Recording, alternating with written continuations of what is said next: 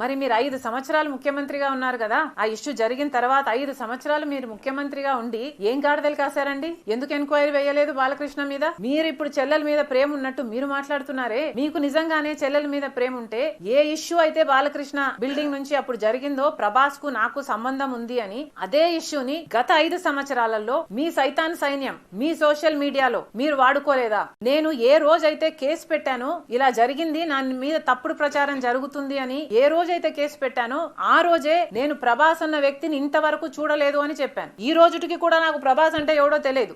ఈ రోజుటికి కూడా చెప్తున్నా, ఆ రోజు ప్రమాణం చేశాను నా బిడ్డల మీద నాకు సంబంధం లేదు ఆయనతో అని, ఈ రోజు మళ్ళీ చేయడానికి కూడా చెప్తున్నా నాకు సంబంధం లేదు ఆయనతో. నా బిడ్డల మీద ప్రమాణం చేసి చెప్తున్నా. జగన్మోహన్ రెడ్డి గారికి ఇవన్నీ తెలిసి కూడా నాకు క్యారెక్టర్ లేనట్టు, నాకు ఆయనతో సంబంధం ఉన్నట్టు గత 5 సంవత్సరాలలో మీ సైతాన్ సైన్యం చేత ప్రాపగాండా చేయించలేదా? మీకా చెల్లెల మీద ప్రేమ ఉన్నది, సిగ్గుండాలి కదా.